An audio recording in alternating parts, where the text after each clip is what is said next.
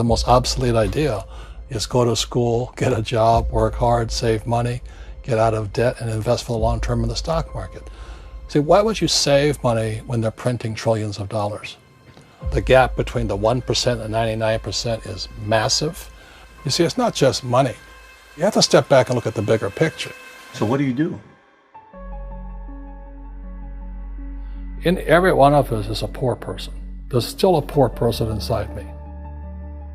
There's also a middle class person, and the middle class persons want security. They want that steady paycheck. And there's a rich person.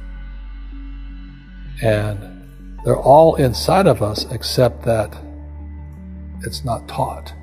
You're taught to go to school, get a job, and get a paycheck. You're not taught to how to get rich. If you read Rich Dad, Poor Dad, my rich dad refused to pay me. He said the paycheck was one of the most damaging things you could take in your life. He says the moment you take a paycheck, you're an employee, and that's the mindset. So my rich dad never paid me. It drove my poor dad, government employee, nuts. You gotta pay people, you gotta pay people. And Rich Dad was not saying that the paycheck was bad. He says you didn't want to be a slave to money. So as an entrepreneur, if Rich Dad folded, I just started another company. I don't need a paycheck. I don't need anybody to take care of me. If my government doesn't like me, I move to another country because they need entrepreneurs there. So the entrepreneur is not so much the business. The entrepreneur is really the mindset and the skill sets and the different set of rules. You see, I don't operate, small business does not operate in the same rules as big business. Entrepreneur is a mindset first, a skill set, and rules. And depending upon whether you're an employee or a small business, the rules are different. The mindsets are different, the skill sets are different. If you could say one thing to somebody who's never been an entrepreneur and they're thinking about making the leap of faith into becoming an entrepreneur, what could you tell them? Well, I'll just tell them the same thing that happened to me. My last paycheck, I still remember it clearly. It was one of the worst and the best days of my life. And I was in Puerto Rico. I was working for Xerox, and my boss gave me my last, it wasn't a paycheck, it was a bonus check. I think it was about 30,000 bucks. Taxable, it's the only problem with that. So I got this check and I went, holy mackerel. You know what I mean? So I was excited, but I was also disturbed. And so this other guy comes up to me, his name was John, and John says to me, he says, you're gonna be back. I said, why? He says, because you're gonna fail. I looked at him and said, look, few expletive words, because that's what he did. He left Xerox, failed, and he came back.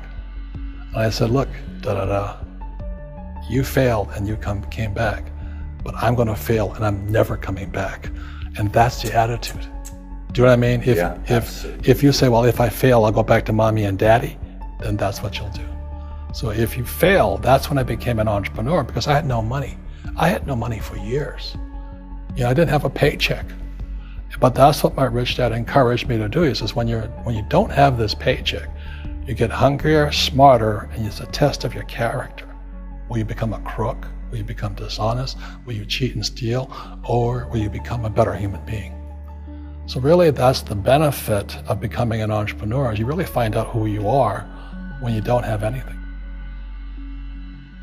So you always have to look at the big picture. Too many people look at, well, what's going to happen to me? When you look at the big picture, you're also going to know that when something bad happens, something good's going to happen. But you got to prepare for whatever is coming. If you think next 20 years will be like the last 20 years, you're going to get creamed. When you and I go to the supermarket and we buy a carton of milk, we always check for the expiration date. But most people do not check for the expiration date on their brains. Instead of get out of debt, I get into debt. I just refinanced $300 million in debt. I went from 5% to 2.5% interest. I made a fortune. Every month, more money comes in because my cost of money has gone down. So while some financial experts are saying get out of debt, I'm saying learn how to use debt.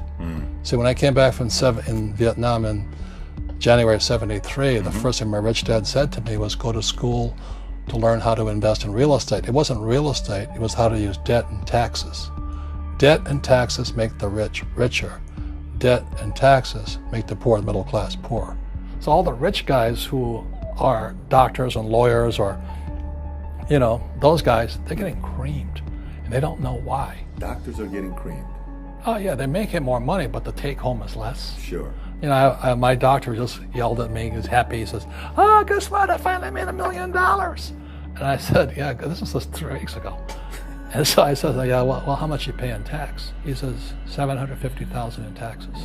So his net was about $400,000. That's not bad. But when I make $1 million, I keep $1 million. And the reason is because I don't make it by working for money. See, if you work for money, you're taxed. So that's why lesson number 1 in Rich Dad, Poor Dad is the rich don't work for money. What we do instead is we create businesses as entrepreneurs. We acquire real estate. I don't invest in the stock market. Okay? So the reason is because as entrepreneurs, I have more control over my income, how much I make, and how much I pay in taxes. And because I'm an entrepreneur as well as an investor in real estate, I pay 0 tax. So every time I make, let's say, $1 million as an entrepreneur, I immediately invested in real estate and I have a 4-to-1 step up. So I put $1 million in real estate, I get $4 million from the bank. That's why I love banks. But the banks are screwing everybody else, terrible, but it's good for me. That's why you say when you print, it's good for you, but when you print, it's bad for people that work for money. Because when you print, savers get creamed and people who work for money get creamed. When they print, debtors get rich. You see, debt and taxes make the rich richer, and debt and taxes make the poor middle class poorer. When we have obsolete ideas, we get obsolete results. So what's happening for most people, the idea of going to school, getting a job, working hard, saving money, getting out of debt, buying your house because it's an asset, and investing for the long term, is obsolete. The world has changed. The world changed in 1971 when President Nixon took us off the gold standard and money became debt. What if we get rid of school? Then what would happen? Would it be better if we had no educational system at all? No, I'm saying education is more important before. It's just obsolete.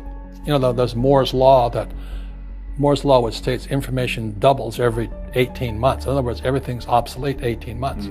So, and this is just a recent phenomenon. So when you come out of school, you're already obsolete. And that's why I'm the old guy, I meet my friends who went to Harvard. I went to Harvard. I said, yeah, that was how long, 50 years ago? Today, the banks are charging you interest to save money. In other words, banks don't want your money because they printed too much of it. And that's why there's this bubbles in stocks and bubbles in real estate and all this. People are dumping the cash because, as I said in here, savers are losers and cash is trash. And yet people are, well, I want a high-paying job. Well, that's an obsolete idea. Get out of debt is an obsolete idea. You should learn how to get into debt, how to use debt to get rich, and they'll never teach you about taxes. The reason the 1% is way up here and the 99% are going this way is because when you print money, 2 things happen: inflation and taxes. It's crushing them. And any entrepreneur thinks, I'm just going to make money, I'm going to start a business and make a lot of money because of what we talk about. They really have got to smell the roses, man. That's not what the real entrepreneurs are doing. Most entrepreneurs, there's 28 million small business owners in America. 24 million are what are one-person entrepreneurs. They're called non-employee entrepreneurs. So and that's what happens is when people don't really understand what an entrepreneur does. So most big people are self-employed, but they're not really entrepreneurs. The self-employed pay the highest taxes of all, and nobody tells them that. Yeah, it's also called the entrepreneurial spirit, but what we were actually talking about was there's no such thing as a bad economy. There's external, you and I, we all have an external economy, but we also have an internal economy, and the willpower is to change our internal economy. So for me, I can see the good and I can see the bad. I don't really give a damn because I'm going to be rich anyway. But a poor person with a poor personal economy, all they're going to see is a bad economy because they don't know how to make money in any economy. And a middle class person, they have a middle class economy. What they want is a nice house and a steady paycheck and the job and the car. And so when you take their job away, to them, that's disaster. Well, since an entrepreneur doesn't have a job anyway, it's no big deal. So all I'm saying to people, and it's what Bucky Fuller taught me, is always two sides, you know what I mean? Unity is plural, at minimum two. So if you think the economy is bad, it's because your economy is bad. If you think that steady, employment is important, then you'll see an economy without jobs. Your economy versus the external economy. What you control versus what you can't control. I can control. Yeah, it's called an internal focus versus an external focus. So the real entrepreneur has an internal focus. That if they fall down, they say, "Oh, this is good, because I'm going to go up higher." The average person will fall down and say, "Oh, I'm going to take some Prozac," or somebody has a mistake. So, "Oh, the mistakes don't matter." Well, mistakes matter. It means you didn't know something. But a real entrepreneur, whether they fall down, they always can go up. They can stand back up and go higher. That no matter what happens to them, they get stronger and better and smarter and happier.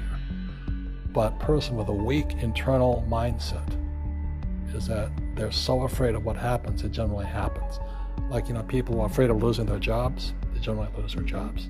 You know what I mean? Yeah, so everything you can comes through you. Yeah, so the entrepreneur first job is to control inside here, not outside there. The moment you take that paycheck, you're an employee. You've got to be stronger than that. It's about inside control.